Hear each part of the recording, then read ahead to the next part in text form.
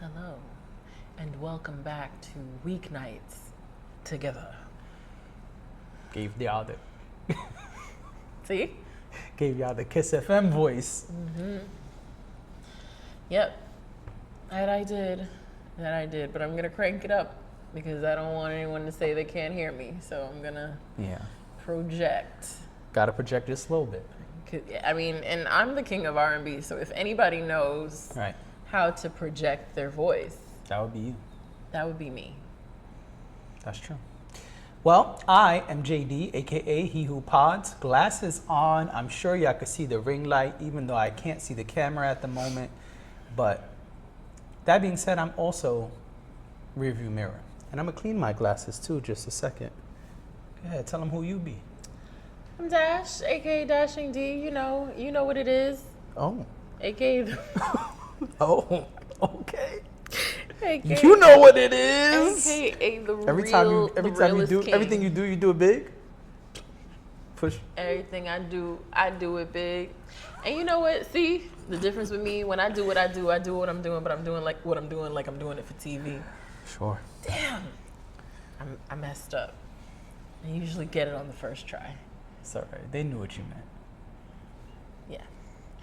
Anyway, let's get ready to pod. All right. And so there's been a lot of talk about the sale of Rockefeller Records. It's really complicated, but Dame Dash owns a third of a company that's being sold up for auction. So let's go right to what it says here. What does it say? This is according to Earn Your Leisure. It says Jay-Z's lawyer, that's what it says, blah. Blah, blah, blah, blah. It says Jay-Z's lawyers reveal any buyer of Dame Dash's Rockefeller share loses rights by 2031 due to Section 203 of the U.S. Copyright Act. In 1978, the U.S. Congress passed Section 203 of the U.S. Copyright Act, which allows artists to reclaim the rights to their master recordings after 35 years. Okay. Jay-Z is set to gain full ownership of the master rights to his debut album Reasonable Doubt in 2031, according to recent legal filings. This development comes amid the auction of Rockefeller co-owner Dame Dash's 33.3% stake in the label, which is scheduled to take place later this month. The U.S. Marshals will oversee the auction with the minimum bid set at $1.2 million. The sale is part of a court order to satisfy a judgment against Dash in a 2022 civil lawsuit. The filings clarify that while the buyer will receive a portion of the album's revenue for the next 6 years, ownership of the rights will revert to Jay-Z after that period, which could impact the value of the shares up for auction. Interesting. So,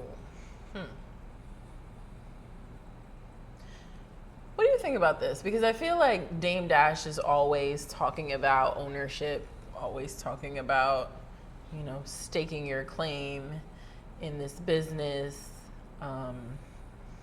having the wits about you to make smart decisions. Okay. So I'm just curious, what do you think of this? I think it's a weird circumstance, a weird situation, a weird set of circumstances. Okay. Because whoever's going to buy this is only going to own it for 6 years. And sure, they'll get revenue, but the fact that this is announced, I think, changes the game because it may be difficult to sell that portion for that amount of money, not knowing will you get a return. Right. Because the minimum bid is 1.2. Even if it sells for 1.3, that's still a lot of money to hope to recoup by 2031. And so, yeah, it's 6 years, but I guess the question is, what can you do to drive revenue in those 6 years? Right. Because if not, I don't know how you get that money back. And so whoever buys it, I think it's still worth a lot of money. Okay. I just think it's a question of what do you do with it for those 6 years? My question would be, what can I do as partial owner? am I allowed to do some kind of merch? Am I allowed to do some type of promo or maybe quiet concerts that will allow this album to garner revenue? Because just streams is not going to be that Right. amount of money. I would imagine. I don't have factual proof to prove that, but my assumption is that anything above $1 million in 6 years off of just streams is going to be challenging. I'm sure that means physical copies too, but I don't know how much vinyl is selling, and that would be the physical, right? And so I don't know how much Reasonable Doubt vinyl is selling, and so I don't know how you make that money back. So those would be the questions I would ask as a person in inquiring and possibly partaking in the auction, which I believe comes next week, if I'm correct. So yeah, I don't know how you make that money back. I do think it's still something of value. I think you could also be in a position where you, depending on your circumstances, if you can build a rapport with Jay-Z within 6 years, maybe he'll give you a little bit of pocket change when the 6 years is up. I don't know. And I understand that this is saying the masters, but I don't know all of the parameters of what is entailed in this purchase. Okay. And so I clearly understand he gets the rights back to the masters, but I don't know what else this person, whatever entity purchases it, I don't know what they stand to gain or lose, what they have rights to besides physical copies and the masters. Also, if you are a producer or an artist and you own a third of it, then you could do sampling. Because if you own the masters, if this is simply about the masters, I'm not sure, but the way this is worded, it seems like that is a focal point. Then that means you could be selling samples like crazy, or having somebody. Again, it would depend, but let's just say you are someone in the industry. Well, then you could have Swiss or Pharrell or anybody sample it, and you could be selling out samples, and that's one way to garner some cash. Yeah. It's one way to bring in revenue. What are your thoughts? I'm a little confused about what's happening. Do you know why they decided to do this? It's not being decided, it's being forced. As the last piece said, this is a legal situation. So that's what I'm trying to figure out. Is it that they were trying to sever ties with? Well, there's been a lot of confusion with that, but what's happening is, as it says here, the U.S. Marshals will oversee the auction with the minimum bid set at 1.2 million. The sale, this is what you're asking, the sale is part of a court order to satisfy a judgment against Dash in a 2022 civil lawsuit. So this is something that's court ordered. This is not. So this is like they're trying to retain assets from him. They got it. And this is. It's no longer in his possession. Got it. That's why the U.S. Marshals are doing it. Got it. Okay. Makes sense. Yeah.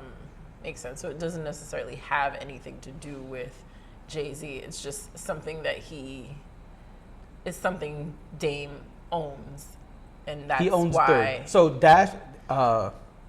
Dame Dash owns a third, Kareem Big Burks owns a third, and Sean Carter / Jay-Z owns a third. Right, so this is basically the collateral. This is the thing that he owns that they can.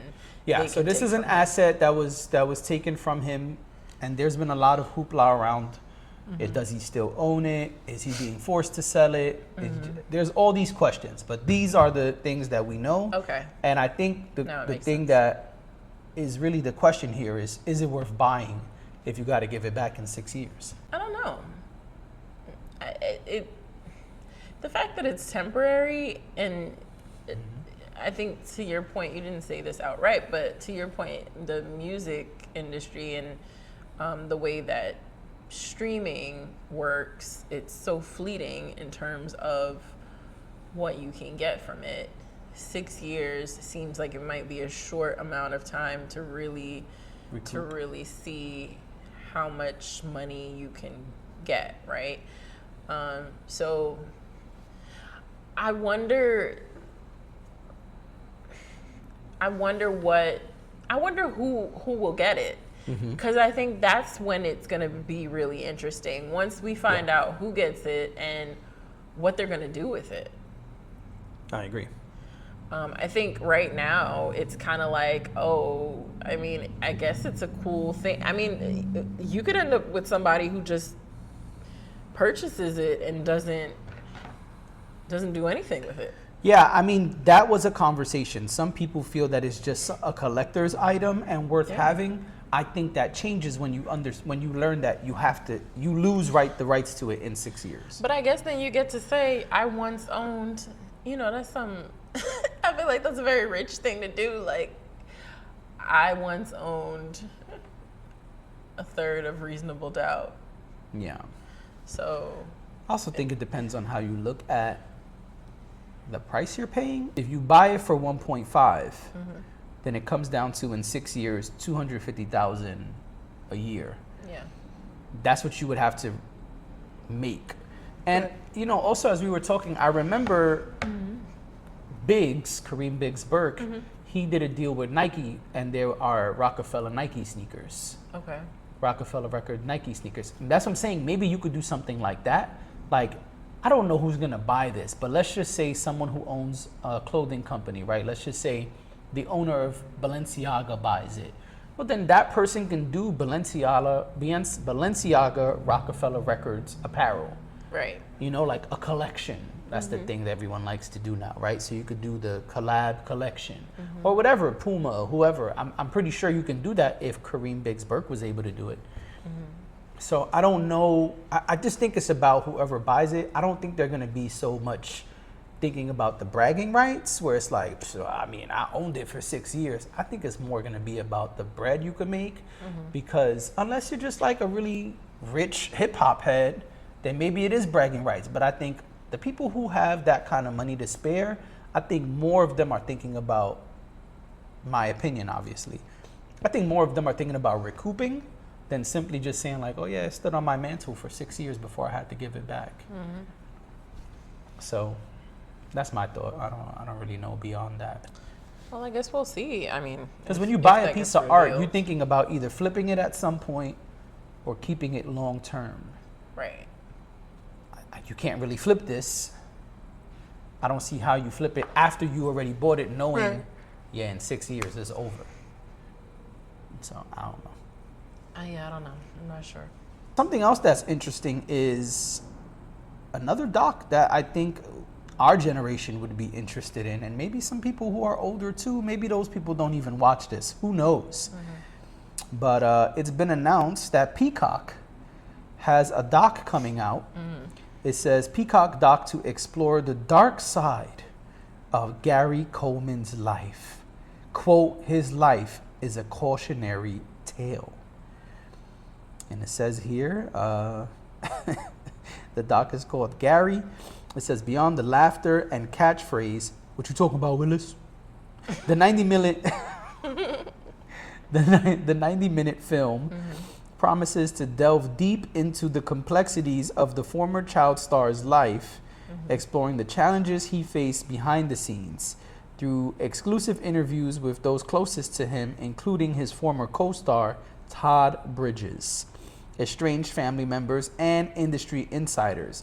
Gary aims to offer a comprehensive and unfiltered look at the actor's journey. I'm excited about that. I'm nervous. I mean, why are you nervous? Because, like, the whole dark side thing. Well, if the focus is the dark side of Gary Coleman, sorry.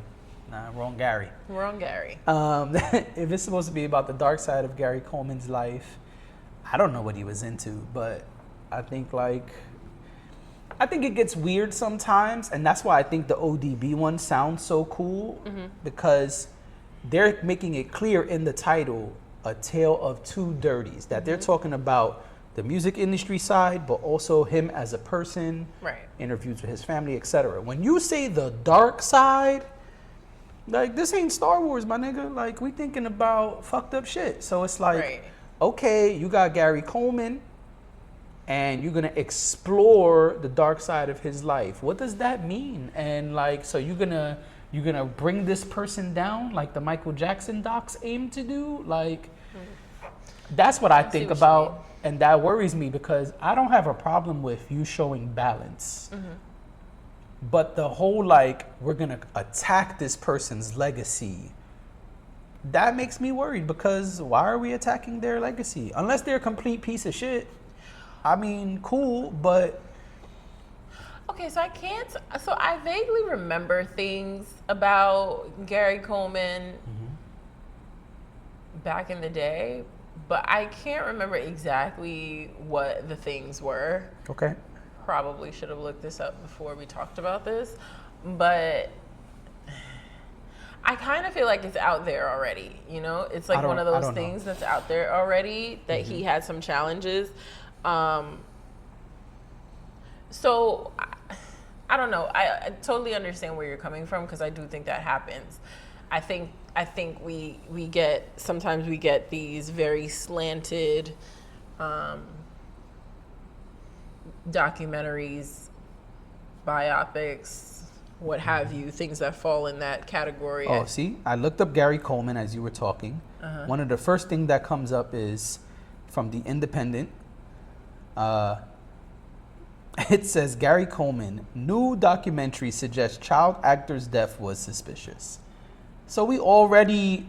Yeah. I mean, I'm willing... Oh, there's a trailer. That's why. And it says that's what it's saying in the trailer. I did not know there was a trailer. Me either. It says the first trailer for the new Peacock documentary, Gary, about the life of actor Gary Coleman suggests his death was suspicious. Should we watch the trailer? Sure. Okay, well... We just saw the trailer. We watched the trailer. Yeah, so it does suggest that something suspicious happened or there was some sort of foul play with his wife. Right. Having to do with his death. But yes, now it's kind of coming back to me. He had financial troubles. I just remember him having a lot going on, like in years after the show. And obviously that wasn't the only thing he did, but I'm curious, you know, and I say this all the time when we talk about documentaries. I feel like you have to take things with a grain of salt. Yeah. You're not always going to get the whole truth and nothing but the truth. You're not always going to get multiple perspectives. You should always seek out multiple perspectives, don't get me wrong. But I guess when I see a documentary, I a lot of times look at that as one vantage point. Okay. Because, I mean, we can go find more information about things that Gary Coleman went through. I'm sure it's out there. I'm sure it's a quick Google, and you can find a lot of information on things that he went through, or maybe even things where they dive into what happened with his death. So I try to look at it that way because obviously content is content. Sure. And there are people trying to make money off of this content. It's not like it's just out there and it's free and it's, you know, meant to, I don't know. It's not coming from a humanitarian perspective. It's coming from, there is a major media company who, you know, can tell the story and is able to hire people and bring people on and that were in his life and can talk about it. So I kind of just take those things with a grain of salt and realize that sometimes we will get we always will get some sort of skewed view. I do appreciate when they include different people from the person's life. So, you know, Todd Bridges is in it. His ex-wife is in it. There's a lot of different people who are in it. So it looks like mom and dad are in it. Yeah. So hopefully we get some well-rounded perspectives. Hopefully it's not just one person, one singular view of him. Yeah, it doesn't look that way though. Right. So I don't know. It comes that's out, what I mean. That worries me. Yeah, it comes out in 2 weeks. 2 weeks or so. That's what makes me nervous about these types of things. That's like, it's like we want to focus on this. Right. And I think like that's the challenge for me as a viewer. Whether you're a fan of the celebrity or not, it's like I think it's better when you're aiming to be all encompassing than when you are aiming to just speak about the dark side, quote unquote. You feel what I'm saying? Like, Of course. show me Gary Coleman then. You feel what I'm saying? Yeah. Like, you're gonna show me his struggles, his death, the questions of how it happened. Cool, but like I'm sure there were other things happening too, and so that makes me nervous because it seems like sometimes the aim is to just destroy the legacy, Right. or shed light on the bad side of this person. And it's like, okay, but is there a part 2 coming with the good side? Because I think you got to paint a picture of who this person was, not just, oh, let me show you why they're a piece of shit. And it's like, Well, all right. but I don't think that's what they're doing. I think they're trying to show that other people treated him badly. That was what I gathered from it. Yeah, the trailer does say that. And I'm not, and I agree. I don't think it should just be a dark cloud over his life and his legacy. I think there's a way to tell the story where you, and it seems like from the beginning of the trailer, maybe they do some of that. They talk about how, you know, impactful he was as an actor. So hopefully that is where it begins. I feel like there's a way to do it. Like, give me the origin story. Tell me where he came from. Tell me how he got involved in acting. Tell me how he got to the place that he was. And then, yeah, we can talk about what happened because it's his reality. People stealing money from him, you know, him having a tumultuous relationship with his wife, those are realities as well. So while I'm not looking for gossip, you know, I think you can still, I think there's a way to shape it so that it's not just one thing. So I guess this is more of a wait and see, right? Like, they're obviously going to show us the most shocking parts in a trailer. They're gonna try to grab us. So I would like to wait and see what it looks like. I'm curious about it. I didn't know I wanted a Gary Coleman documentary, but now I feel like, oh, this sounds interesting. This is someone whose life I don't really know a whole lot about. And again, I don't remember all of the challenges he went through. I vaguely remember that there were challenges. So I'm curious to find out what his trajectory really was like. So hopefully they do that. We'll see. We will see. I don't have Peacock, so maybe I won't see. I have Peacock. Well, then you'll see. We'll be waiting for the Dash Yeah, Gary Coleman doc review. I'll see. And, you know, if you need me to send you to Addie. There you go. Then Yeah, maybe then- we'll do that. Right. We'll see what happens. What else Speaking we of got? seeing what happens, I saw Deadpool and Wolverine. You saw Deadpool and Wolverine. I have not seen Deadpool and Wolverine. I plan to see it at some point. Oh, I'm covering my mic. I plan to see it at some point. You know, when you're not home, Yeah, it gets a little different. this feels very unnatural. This weeknights together. Yeah. But yeah, I have not seen it. I want to pull up the info, but I'm listening. I've heard that it's funny and crass, and someone told me that they loved it. They said the reason they loved it because it was so crass, because they, you know, they, I guess, had carte blanche to, you know, be as, what's the word, as lewd as they wanted to be. So, yeah. I did get your abridged version of your review, so Off pod. but I will not share that. I will let you share what you thought. But yeah, that's what I've been hearing. That it's funny, slapstick, and it's, you know, if you like vulgar, then you'll love Deadpool and Wolverine. That's what I've heard. Right. So before I do my review, let me just say that they have made $1 billion globally. Okay.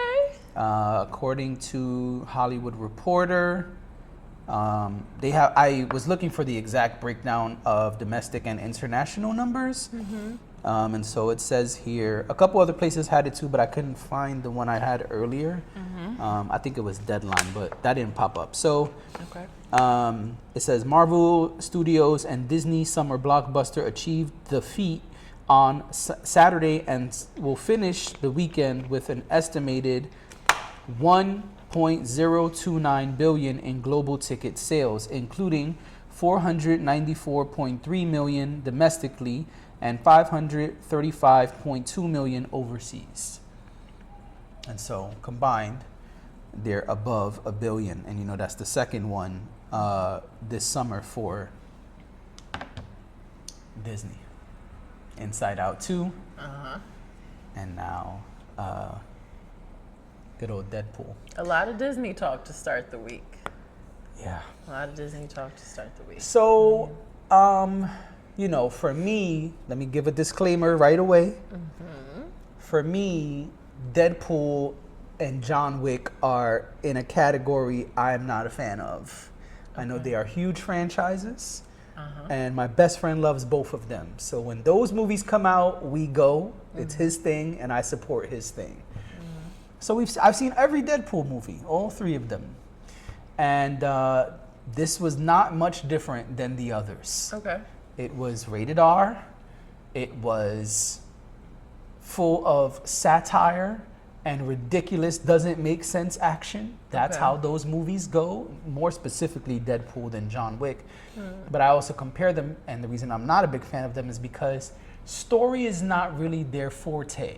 It's not really their strong suit. Okay. Pun intended, because both people wear different types of suits. But it's not really about the story. It's about the fighting, the action, the shootouts, the explosions. That's what you go for, Fast and Furious. You know what I'm saying? Right. And so it's that kind of franchise. But I was kind of excited about this one because they are putting a lot into this, a lot of ridiculous amounts of promo, all type of rumors about who's going to cameo and who's not. And it was said that this would help us get to Secret Wars. And so I said, all right, well, I want to see how this is going to get to Secret Wars. There's always, you got to have an end credit scene. Even if it's just the end credit scene. Marvel loves the. It's required. I mean. So, okay, we're back after a short break. So I don't remember if it was Ryan Reynolds or the director, but whatever. One of them confirmed that, if you make a Marvel movie, you have to have an end credit scene. It is mandatory. So I said, okay, even if it's just the end credit scene, this is going to get us moving towards Secret Wars. And so I'm gonna see what happens. I'm excited. Also a Hugh Jackman fan, so why not?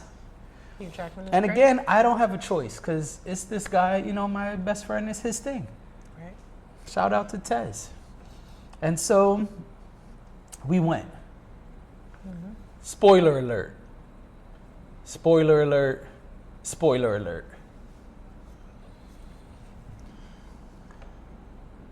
It was Deadpool. There wasn't nothing special about this film. That's the spoiler. No, I'm gonna spoil stuff along the way, Okay. but I'm just saying. I was like, wait. Yeah, spoiler. It was Deadpool. I was like, wait a minute. I'm confused. It was Deadpool. It wasn't anything super different. It was lots of ridiculous action. I mean, in the opening scene, he's using one multiverse Wolverine's dead skeleton to beat up TVA agents. It's ridiculous. Okay. It's over the top. There's a dance number in the opening scene as well. As he's fighting, it's cutting to him doing a full choreography dance to Bye Bye Bye. What is it, Backstreet Boys or NSYNC? NSYNC. Tomato, tomato, whatever. No. Whatever Lou Pearlman you like better, All right. Let me just go on and get out of here, okay? Because I just, what? How did he get in it? That's what you taught me, that the boy band scam was Lou Pearlman. Yes. So there you go. Anyway, whatever dirty pop flavor you like better. Dirty pop.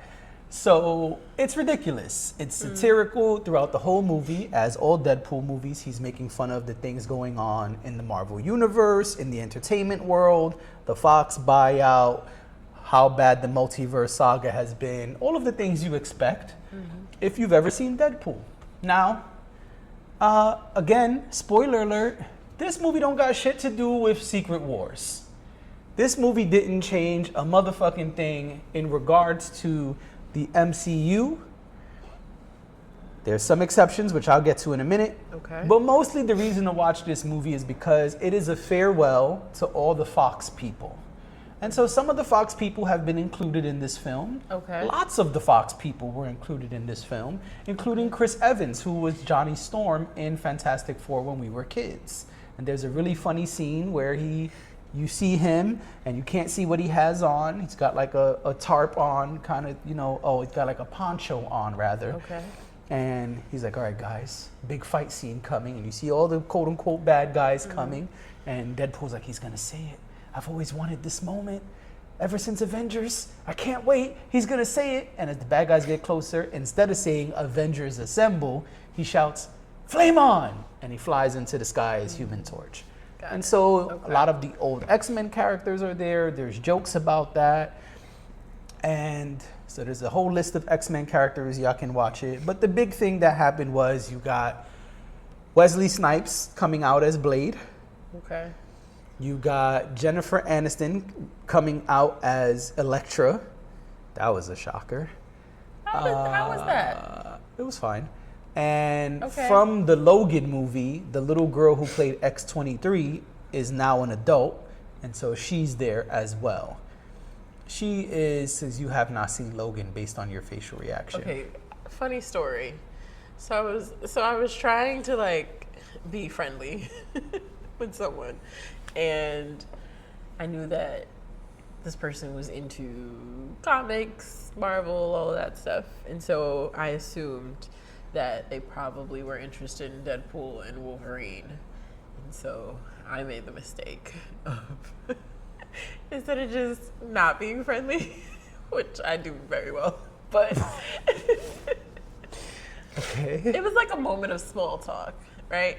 But I don't really like small talk. I just feel like, let's either have a conversation or I don't want to talk about the weather. So I was like, well, let me ask this person a real question. Okay. So I said, oh,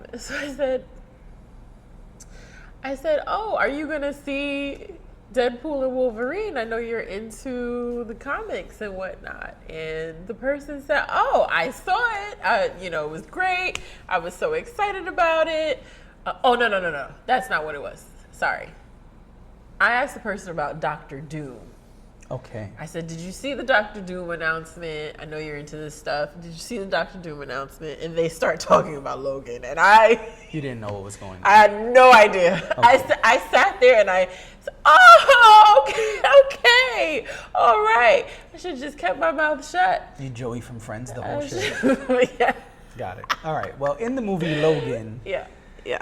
they explained that they kind of cloned him and created another version of him, kind of. It's a whole long thing. You should watch the movie. Logan is the best of the 3 Wolverine movies, hands down. Okay. The first one, not worth watching. The second one, good movie. The third one, phenomenal. So, in that movie, there's a little girl. She's like a clone of Wolverine. Her name is X-23, which is really Experiment 23.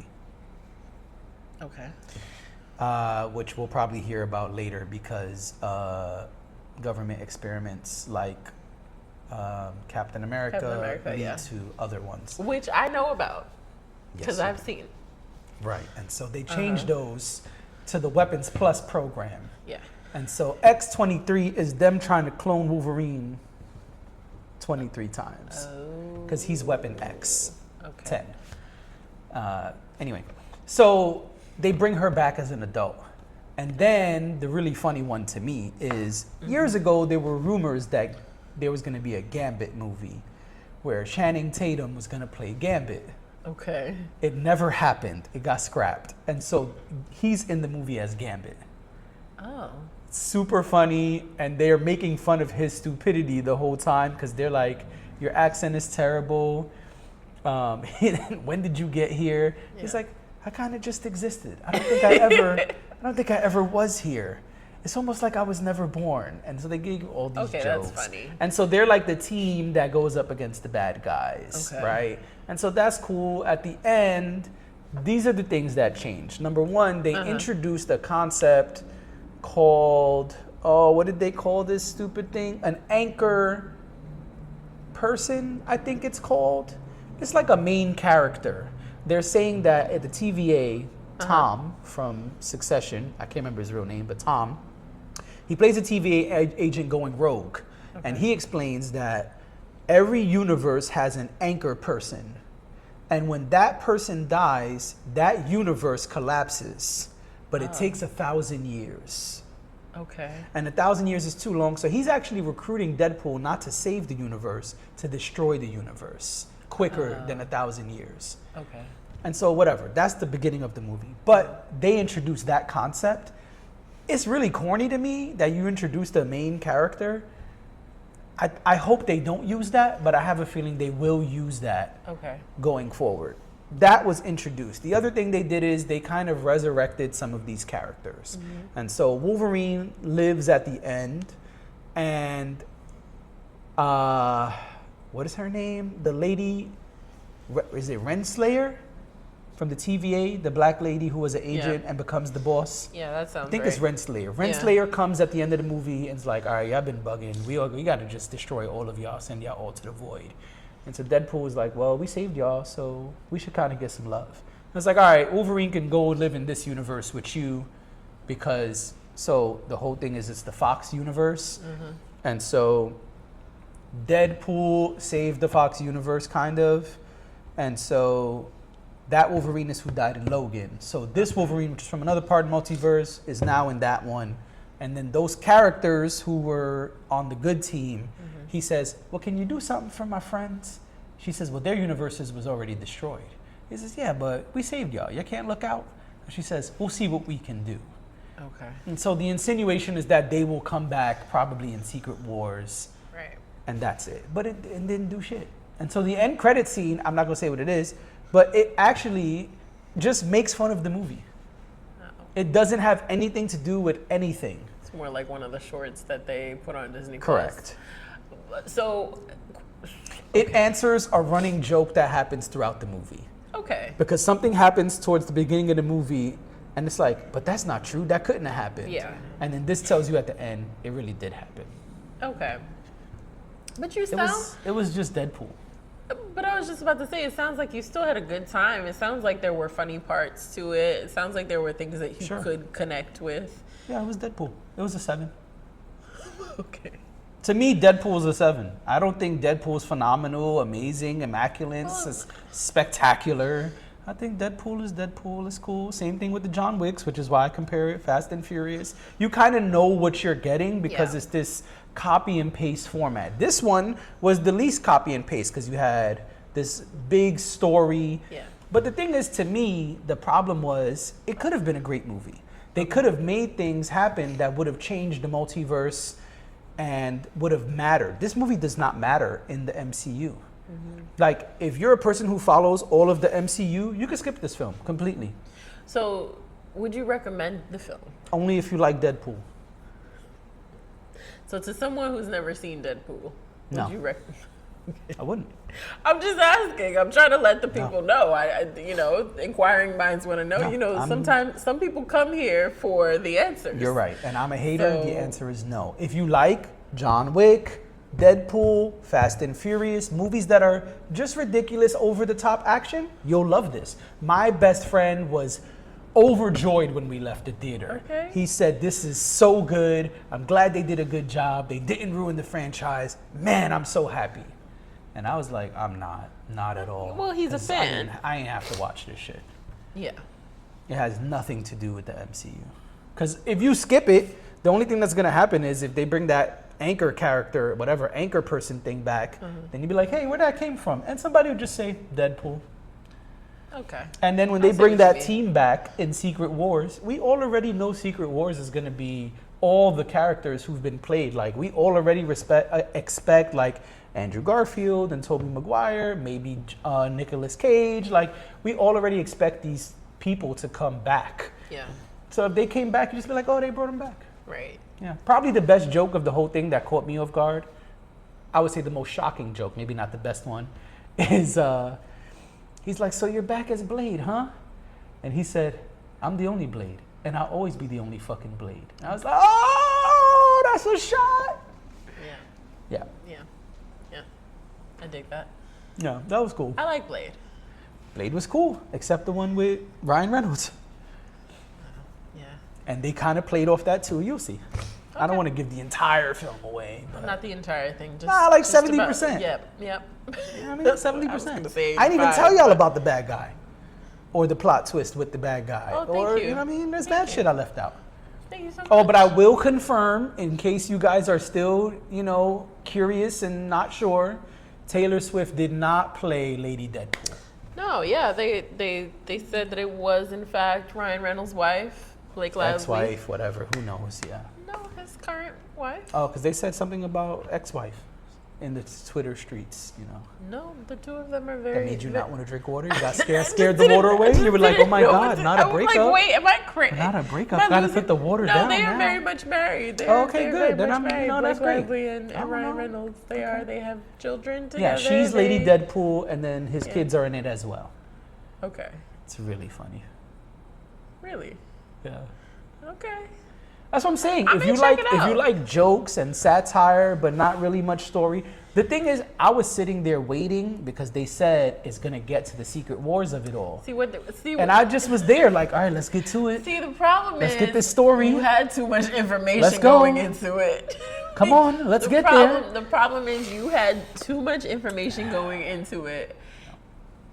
They slow walk the and dog like a motherfucker. The moment you have expectations, and this goes for anything. Oh, yeah, of course. The moment you have expectations, I keep touching my mic.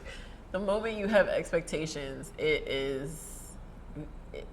it's either got to be amazing. Well, but see, that's the thing. Everybody had expectations, but they had different expectations because a lot of Deadpool fans, including my best friend, were worried that this MCU thing they're trying to do It was gonna take is going to over completely the- fuck up the film. Okay, yeah, and the I can franchise, understand because this that. is also the third Deadpool movie, even though Right. it's not called Deadpool 3. But they want that same experience that they've been getting in previous Deadpool movies, which is totally understandable. Yeah. If you like it, then of course you want the next one to feel like that. You don't want to feel like it's been hijacked by this whole entity that is just being.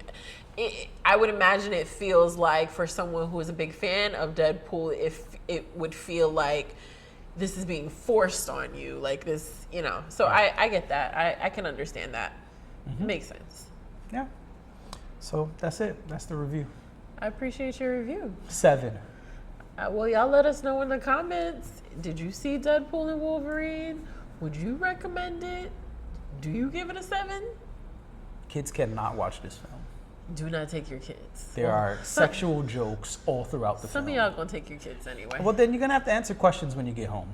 Sex ed at home, which I approve of. But anyway, mean- not a topic for this podcast. Right. Anyway, Ladies and gentlemen, thank you for being here. This has been Weeknights. We will see you. weeknights together. We will see you tomorrow. Bye.